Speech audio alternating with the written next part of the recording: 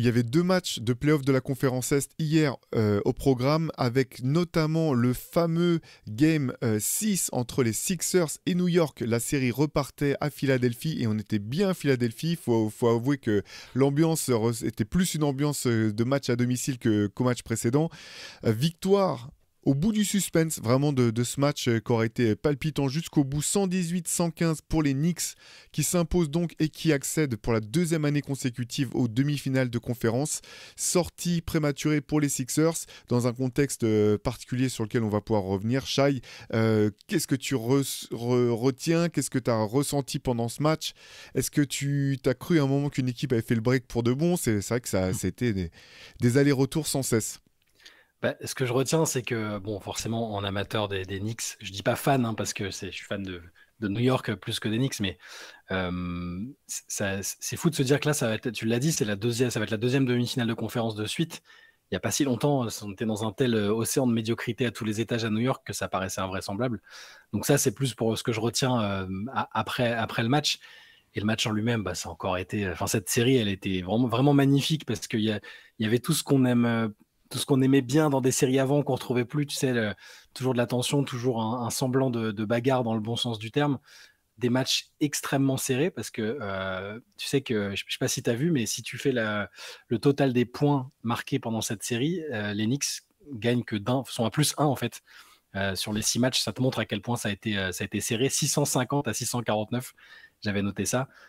Autant il y a des séries où il y a parfois des matchs sans de la part d'une ou l'autre équipe, autant là on a eu 6 guerres, quoi. 6 bastons, et ça, c'est ce que je retiens de l'atmosphère générale de la série. Et puis qu'est-ce que je retiens d'autre? Que Jalen Brunson est incroyable, que les Knicks sont aussi résistants mentalement que ce qu'on pouvait espérer, et que les Sixers ont été aussi, malheureusement pour eux, un peu trop justes comme on l'attendait.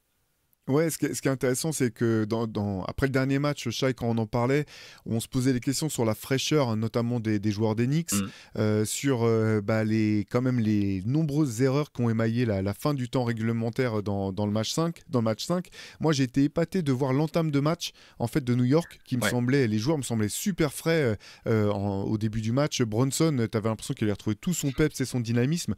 New York, donc, qui a mené de 22 points en première mi-temps quand même, Ouais. avant de se faire reprendre. Tu parlais de, pardon, de Jalen Brunson, il termine avec 41 points à 13 sur 27 au tir, 3 rebonds, 12 passes, 2 balles perdues. Match énorme de Jalen Brunson, et sur la fin, puis après on va pouvoir revenir sur le déroulé de ce match incroyable. Pour le coup, les Knicks ont pas tremblé, ça Mm. s'est quand même réglé quasiment sur des lancers francs. Josh Hart qui fait 2 sur 2 pour finir, Jalen Brunson qui fait 2 sur 2 pour finir, alors que tous les deux avaient raté des lancers francs, si je me trompe pas, pour Hart, c'est sûr, en tout cas à la fin du temps réglementaire du Mm. match 5. Ouais, les starters de toute façon de New York ont été incroyables. C'est simple, ils ont mis tous les points sauf 5, puisque 5 points seulement venus du banc Ouais. pour New York hier. Match plein de la part des starters qui, le plus petit temps de jeu, c'est 30 minutes pour Hartenstein. Tous les autres ont joué derrière entre 44 et 48 minutes. Ouais, les starters ont été incroyables. C'est encore, on réinsiste sur le côté, sur les trois de Villanova, Josh Hart, Dante DiVincenzo et Jalen Brunson. Mais Josh Hart, que tu évoquais pour son adresse sur la ligne, il met un panier à 3 points hyper important à Ouais. 23 secondes de la fin, quelque chose comme ça, qui leur permet de reprendre. Je crois que c'est à ce moment-là qu'il repasse en tête et qu'après il relâche plus l'avantage. Ça se joue effectivement sur la ligne derrière. Il y a eu encore du cœur, je le disais, de la bagarre. C'est cette identité des Knicks. Et ouais, ils avaient vraiment, vraiment démarré fort. Derrière, ils se sont un peu effondrés. C'est là que j'ai eu peur. Tu me demandais tout à l'heure, est-ce qu'à un moment j'ai senti que ça allait pas? Quand j'ai vu Philadelphie revenir et repasser devant, parce que au final, malgré le retard pris, les Sixers ont fini la première mi-temps en tête. Je me suis dit que ça sentait peut-être pas bon, et que là, il y avait peut-être que les Knicks tiraient peut-être trop la langue et que ça sentait pas bon. Ouais, Et parce puis, que ils ont. dans le deuxième quart-temps, Ouais. les Sixers sont placés à 2 reprises à 11-0 Ouais. pour gommer l'écart, puis pour finir de le reprendre complètement. Ouais. Ouais, c'est ça. Mais malgré ça, derrière, les Knicks ont réussi à trouver les ressources. On se demande d'où ils vont les chercher à chaque fois. C'est mental, c'est physique, mais ils y arrivent, et ils survivent à un bon match, voire très bon match de Joel Embiid, malgré Incroyable, ouais. voilà, la condition qu'on a évoquée. Il fait 39 points, 13 rebonds. Il a vraiment fait ce qu'il a pu. Il a été peut-être pas assez aidé par rapport à d'autres rencontres, hein. On se souvient du match de Tyrese Maxey, le dernier, qui était incroyable. là, au niveau de ses coéquipiers, ça a été un peu moins probant et il s'est retrouvé trop seul, je pense, au moment où il aurait fallu donner du répondant à Bronson, à Josh Hart, aux Knicks, quoi. Ouais, c'est clair que ce qui était passionnant dans ce match-là, c'est, je trouve qu'on voyait vraiment les choix aussi des entraîneurs. Tu parlais du tir à 3 points de Josh Hart, je vais revenir dessus Mm. brièvement parce que tu as raison, ça a été vraiment finalement le tournant de ce match sur la fin. C'est un moment où juste à nouveau Philadelphie était en train de revenir au score en faisant Mm. des prises à deux systématiques sur Bronson dès qu'il touchait la balle. Donc il y avait le choix de faire prise à deux sur Bronson. Ils n'ont pas voulu laisser DiVincenzo tout seul qui fait un bon match parce qu'il était un petit peu aux abonnés absents. DiVincenzo là, il finit avec 23 points à 5 sur 9 à 3 points, donc il voulait pas le laisser tout seul. Et on sait que Josh Hart, c'est certainement le moins fiable de ces joueurs-là. Donc il y a eu le choix de le laisser momentanément tout seul. Finalement, Kelly Oubre vient contester le tir, mais un peu trop tard. Et voilà, je pense que en tant qu'entraîneur pour Nick Nurse, ce tir-là, en fait, tu peux pas être dégoûté. En fait, t'as empêcher Bronson de prendre le tir qui était vraiment ta première priorité. Tu contiens DiVincenzo et Anunoby qui a été très bon aussi à nouveau Mm. en les empêchant de prendre le tir. C'est Josh Hart qui le prend et qui te crucifie quelque part. Ça c'est le jeu, quoi. Mais il y a eu plein de choses qui étaient intéressantes. Tu parlais des Sixers et du fait que Joel Embiid était un peu esselé. Embiid a été incroyable, franchement, c'est quand même quel joueur. Tu dis, il est sur un genou, il est Ouais. totalement inarrêtable, il a ce qu'il veut dans le jeu. Euh, 13 sur 13 au lancer franc, il a été d'une régularité incroyable. Faut quand même noter effectivement la super belle perf de Buddy Hield qu'on avait complètement oublié. Moi, ça, je Ouais. comprenais même pas pourquoi il rentrait même pas sur le terrain. Là, il finit à 20 points, il en met 17 dans la première mi-temps et il participe beaucoup à ce retour en force des Sixers. J'ai l'impression qu'effectivement, finalement, l'aide est venue d'endroits dont, du côté des Sixers, Ouais. finalement, l'aide est venue de joueurs qu'on n'attendait pas forcément. Buddy Hield qui finit avec 20 points, Nicolas Batum, excellent en défense et qui signe aussi 16 points, 7 rebonds. Voilà, ça a été.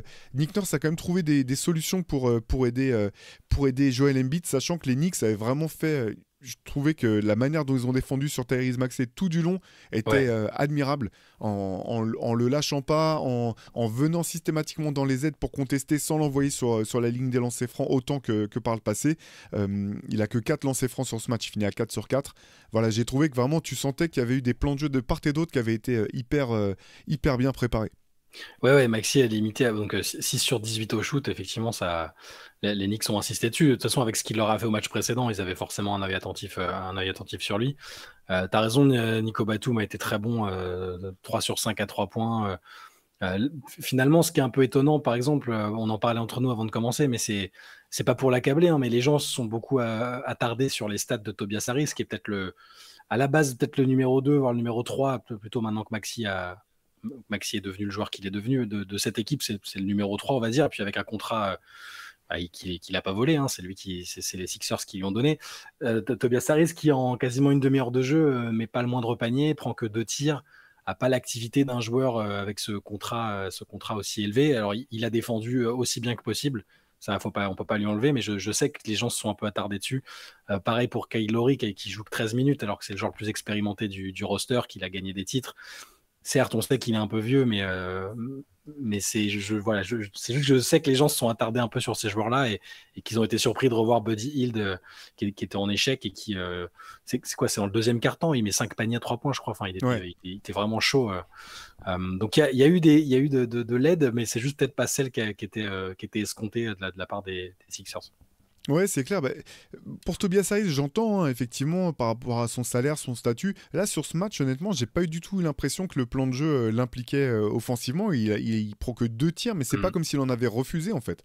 Je sais pas si ce que t'en as Ouais. pensé, Shai, tu vois, mais finalement, il a peu touché la balle. Par contre, moi, je l'ai trouvé très bon en défense à nouveau. Voilà, il a joué il était dans un statut de role player. Je comprends les critiques si on dit c'est pas assez pour cette somme-là, mais pour le coup. C'est un joueur effectivement qui s'est comment dire, parfois planté en playoff ou dans des matchs importants. Là, j'ai pas particulièrement eu le sentiment que c'était le cas sur celui-ci. Du moins, Ouais. j'ai l'impression que c'était plus le plan de jeu qui n'était pas orienté vers lui, quoi. Ouais, non, probablement. Mais je repense à Josh Hart là parce que je suis en train de regarder les stats. Il prend encore Ouais. 14 rebonds, donc 16 points, c'est bien pour lui, ça, c'est plutôt une bonne performance pour lui. 14 rebonds, 7 passes, enfin, c'est le mec, il fait absolument tout sur le terrain. C'est toujours lui qui donne le tempo, enfin, le signal du moment où il faut tout lâcher au niveau énergie. c'est un joueur incroyable. Quand je repense à son début de carrière aux Lakers et tout, après lui, il était dans le trade vers New Orleans. Enfin, c'est un joueur étonnant et il pouvait pas trouver meilleur endroit, je pense. C'est fou comme parfois tu as des trades qui sont parfaits, des joueurs qui arrivent à des endroits absolument parfaits pour eux. Et Josh Hart, il est bluffant de match en match. Je le trouve vraiment incroyable. Ouais, et puis il y a 2 moments où on a l'impression qu'il se blesse sans qu'on comprenne pas Ouais, trop pourquoi. On voit sur les ralentis, il a l'air de se faire mal un peu tout seul. Finalement, je te dis, il a joué 46 des 48 minutes possibles. ouais, Match énorme. Brunson aussi, voilà, très fort. On va pas revenir sur tous les joueurs d'Enix. C'était vraiment, et encore une fois, c'était vraiment serré jusqu'au bout. Ça se joue littéralement à rien. mm, Le tir à 3 points de Hart, les lancers francs, là, vraiment, les Knicks qui n'ont pas tremblé. Pour le coup, on a vu littéralement, ils ont ouais. fait l'option de faire faute pour envoyer Maxey au lancer franc justement sur la fin. Et on a vu à l'image vraiment Tom Thibodeau appeler Josh Hart pour lui dire, après Josh Hart aller voir chacun des joueurs pour leur Mm. dire attention, on fait faute cette fois, etc. Là, tu sens que sur la communication, c'était beaucoup plus clair qu'à la fin du match précédent. Ouais, clairement. Bah, de toute façon, ils ont retenu enfin, beaucoup en ont parlé. On en avait discuté hier.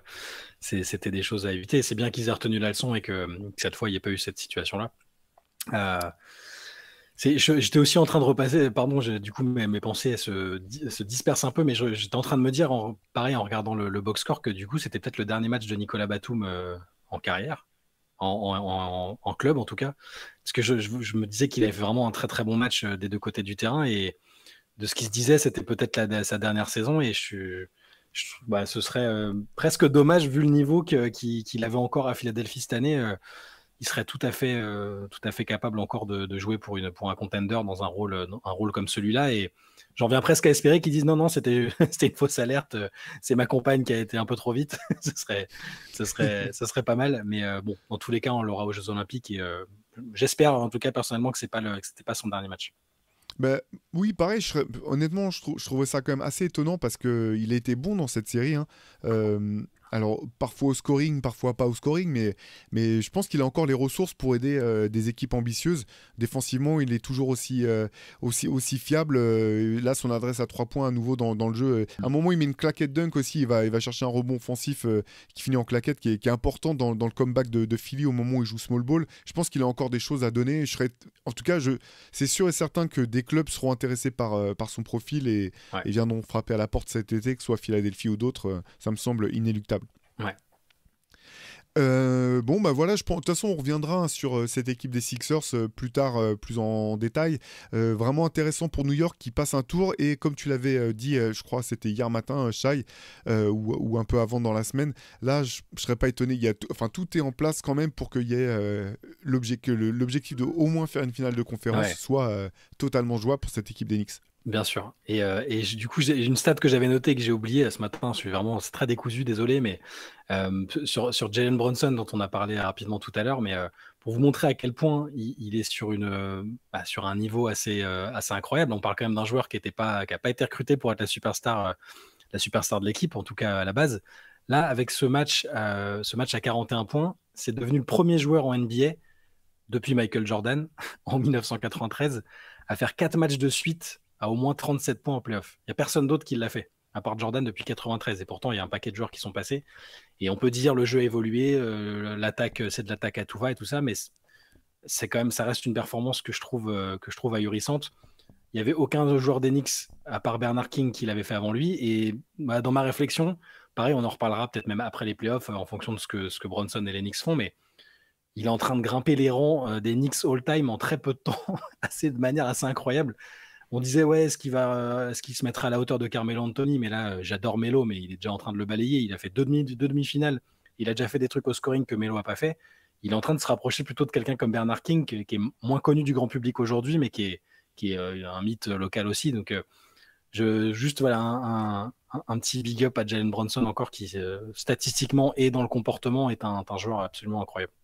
Ouais, et puis ben, j'en profite pour ajouter ça. C'était vraiment intéressant de voir tout au long de la série comment il s'est adapté aussi. La longueur des défenseurs des Sixers l'ont beaucoup perturbé. En fait, on voyait notamment souvent Kelly Oubre ou Nicolas Batum d'ailleurs jouer derrière lui, venir perturber au moment de son tir, le laisser prendre les pics finalement et venir le gêner dans le mid-range en passant par derrière. Et là, hier, c'était l'exemple parfait. En fait, il a vraiment su adapter son rythme. Par exemple, quand tu as dû le voir, Shai, quand il prend les pics, donc son défenseur suivait et il faisait ce les Américains appellent put in jail, c'est-à-dire que tu le gardes en prison, tu gardes ton défenseur dans ton dos et il gérait beaucoup mieux, j'ai trouvé, ce moment où il ralentissait vraiment avant de réaccélérer pour créer la séparation et de s'arrêter de manière hyper abrupte. Il y a 2 fois où il prend le tir comme ça et où il met un coup de tête involontaire à Kelly Oubre et à Nicolas Batum qui sont trop près de lui. Et pour le coup, il fait pas du tout faute offensive parce qu'il prend vraiment son tir en montant droit comme un i sans se jeter en arrière comme pouvait le faire James Harden ou Trae Young au moment où les arbitres avaient un peu réglé le tir là-dessus. J'ai trouvé que c'était intéressant de voir cette adaptation technique aussi d'un joueur en cours de série et comment il avait pu finalement retrouver un petit peu son efficacité. Ouais, c'est surtout qu'il avait. Et voilà, le début de la série était compliqué au niveau de l'adresse, on en avait parlé. Il shootait pas bien, même les matchs où les Knicks gagnaient, c'était pas forcément incroyable. Et là, t'as raison, l'ajustement est spectaculaire. Et je rappelle que c'est un joueur qui a signé pour 4 ans, 104 millions. Sur le coup, beaucoup de gens ont dit oula, au-dessus de 100 millions, ça fait peut-être cher pour un joueur comme ça, qui était un bon joueur à Dallas, mais pas une star. Au final, là, le contrat, c'est une affaire en or, quoi. Il va toucher. L'an prochain, il sera à 24 millions. Regardez, faites la comparaison avec les d'autres joueurs qui gagnent cette somme-là. C'est pas pour dire un tel ou un tel mérite pas. Je veux dire, les mecs, je suis content pour eux quand ils signent des gros contrats, c'est la récompense de travail et puis c'est des franchises qui leur donnent cet argent. Mais là, c'est une affaire incroyable. Enfin, il sera même pas à 25 millions la saison l'an prochain. Donc, incroyable coup des Knicks qui date maintenant d'il y a 2 saisons. Ouais, très belle opération. Allez, on va changer de match, on reste dans la conférence Est. Il y avait le face-à-face entre les Pacers et les Bucks. Les Bucks toujours privés de Giannis Antetokounmpo, mais avec Damian Lillard qui a pu participer à ce match. Victoire malgré tout 120-98 d'Indiana. Les Bucks encore une fois, ont vendu cher leur peau. Ils ont été distancés au score, ils sont revenus, distancés au score, ils sont revenus, mais finalement à chaque fois Indiana a retrouvé une capacité toujours à accélérer à nouveau, à remettre de l'écart entre Indiana et Milwaukee. Et au bout du compte, je pense que les Bucks étaient tout simplement pas suffisamment armés pour revenir dans la série. Non, c'était trop compliqué. En plus là, ce que je notais ce matin, c'est qu'il y a même pas eu besoin d'avoir un match énorme des 2 stars des Pacers, Haliburton et Siakam, qui ont été bons. Haliburton fait 17 points, 10 passes et Siakam 19 points.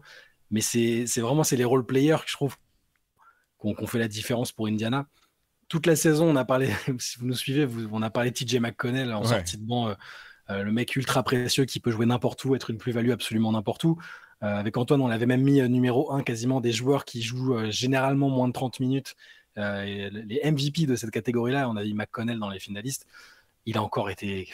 Qu'est-ce qu'il est fiable, qu'est-ce qu'il joue juste.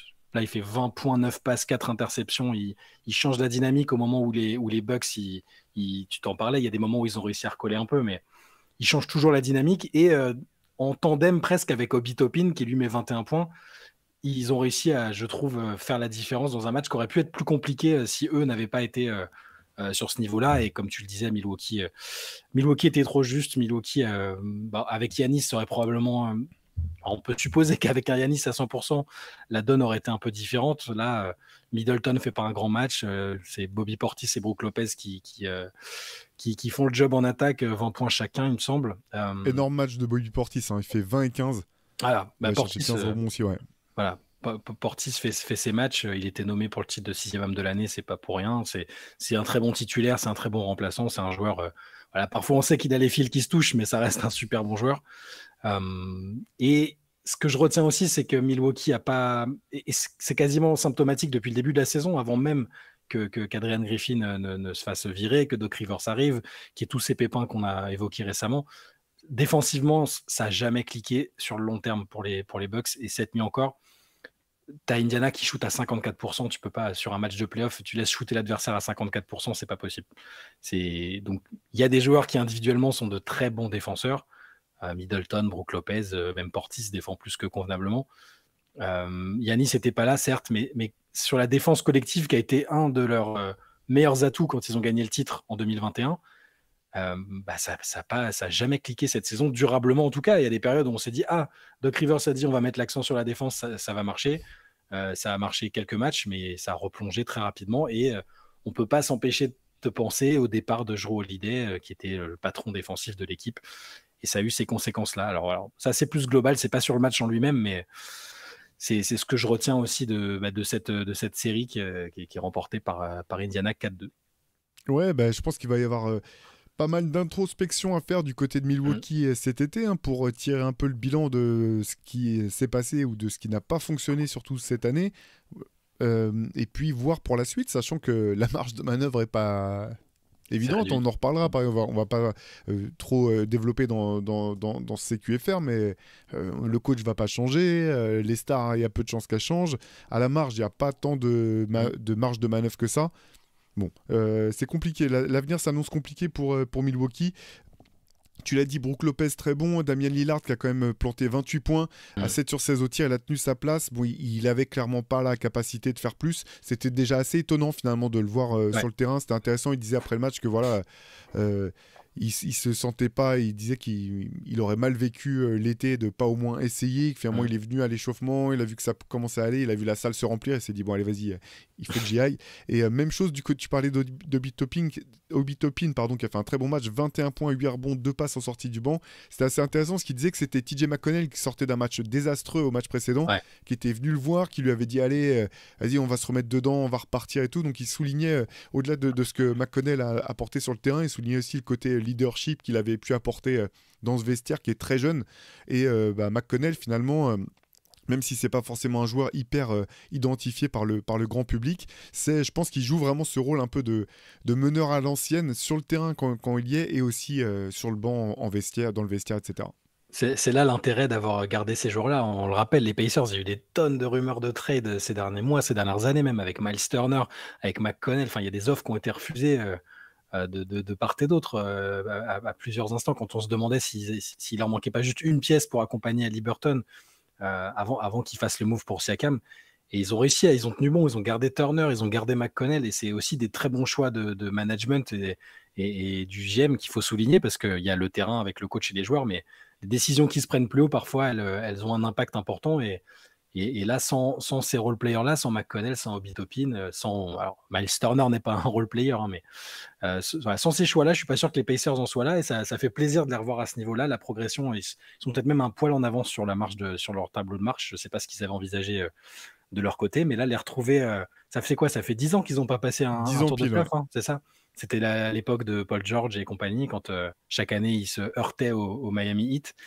10 ans, ça fait plaisir de les retrouver, et ça permet de déjà envisager cette demi-finale New York-Indiana un peu vintage, qui fait plaisir, qu'on a tellement vu dans les années 90 et un peu dans les années 2000. Ça va être, moi, voilà, ça me hype énormément, cette série. Ouais, absolument. Bah, tu as dit, ça sera le prochain tour du côté de la conférence Est. Je vous donne le programme ce soir. Donc vendredi, il y a 2 matchs qui vont jouer. Le match 6 entre les Mavericks et les Clippers. Donc Dallas qui peut finir la série ce soir. Et le match 6 également entre les Cavaliers et le Magic. 2 matchs vraiment incertains, durs à scouter, hein, je trouve. On a vu dans ces 2 séries parfois les meilleurs visages et les pires visages de chacune des 4 franchises. Donc ça va être passionnant à suivre. Nous, voilà, on le débriefera tout ça lundi prochain dans le CQFR dans lequel on reviendra sur les matchs. Demain, samedi, vous pourrez retrouver le ce à quoi il faut répondre, dans lequel on répondra à toutes vos questions. Voilà pour le programme. Est-ce que tu as vu dans l'actualité d'autres choses marquantes, Shai, que tu voulais souligner? Bon, il y a encore eu un trophée qui a été décerné, les trophées de l'ombre un peu, Ouais. ceux dont on parle jamais, dont on oublie un peu l'existence. Là, c'est le Hustle Award, en gros le trophée de la combativité des joueurs qui font le plus qui provoquent le plus de fautes offensives, qui font voilà, de la grosse défense, mais un peu masquée, des joueurs dont on imagine peut-être pas forcément gagner le titre de défenseur de l'année, mais qui le mériteraient peut-être. Et cette année, c'est Alex Caruso qui a été récompensé pour ce trophée. C'est sa première victoire. Tout à l'heure, je regardais, je savais même pas que ça existait depuis 2017, ce trophée. Je crois que c'était un des nouveaux qui avait été rajouté récemment quand ils ont changé le nom de tous les trophées. Mais ça fait déjà, c'est le 1, 2, 3, 4, 5, 6, 7, c'est la 8e année que ce trophée est remis. Est-ce que tu es capable de citer un autre vainqueur de ce trophée depuis 2017? Alors attends, faut que je réfléchisse. Qui peut être dans cette catégorie-là de... Est-ce que Patrick Beverley l'a gagné? Ouais, alors c'était le premier vainqueur, le vainqueur Ah, originel, Patrick Beverley, en 2017, effectivement, sa seule victoire dans ce trophée. Je vais juste te donner un indice, il y vas-y. a un joueur qui l'a gagné Ouais. 3 fois. Entre Il y a un joueur qui a... 2018 et 2023, il a gagné 3 fois. Ah, attends. C'est le plus trouvable, en fait. Les autres, C'est c'est le plus compliqué. Ok, c'est le plus trouvable. Bien sûr, là, j'ai aucune idée qui me vient en tête. Allez, donne-moi la conférence pour que j'ai un... Conférence Est. Ah non, bah maintenant il est plus, il a joué longtemps. Tous ses trophées, il les a gagnés avec une équipe de l'Est. Et il a Ok. changé d'équipe. L'année dernière. C'était pas son choix, il a été tradé. PJ Tucker? Non, plus jeune Ah, et plutôt, je vais pas trouver. plutôt Vas-y, je vais pas meneur trouver. Plus arrière. actif. Ouais. C'était Marcus Smart. Ah bah oui, bien sûr. Voilà. Marcus Smart Ultra logique. 2019, Ouais. 2022, 2023, le Hustle Award. Les Ils vont autres lui sont donner le nom, ils vont donner son nom Ouais. au trophée, non? C'est ça, je pense. Et alors les autres, c'est compliqué. En 2018, et alors j'aurais pas trouvé. 2018, Amir Johnson quand il joue aux Sixers. Alors que dans ma tête, Amir Johnson, c'est plus vieux que ça, mais bon, en fin de carrière, visiblement, il a eu le Hustle Award. Mais avec son déambulateur ou quoi? Parce qu'à ce moment-là de sa carrière, c'était... Et lui, les jeunes, c'est pas lui le dernier qui avait fait le saut lycée NBA, je crois. Attends, tu vois, c'est que je dois même me gourer de joueurs, en fait. Et bah là, il a que 37 ans actuellement, mais il joue plus depuis... Ouais, quand même. En NBA depuis 2019, voilà, c'était sa dernière saison quasiment quand il a eu ce trophée. Ok. Et on a eu en 2020 Montrezl quand il jouait aux Clippers. C'est bien le Amir Johnson que je pense c'est un par. je maintiens mon truc sur le déambulateur. C'est bien lui. Et Montrezl en 2020, Thaddeus Young en 2021. Et voilà, ça fait, on a nos 8 vainqueurs avec Smart qui a raflé 3 trophées. Mais ça fait partie des. Il y a toujours des trophées comme ça qu'on oublie un peu.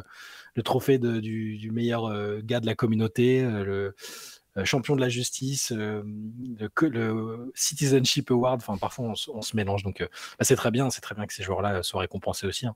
J'espère que ça s'accompagne d'une petite prime et d'un trophée sympa à mettre dans l'armoire.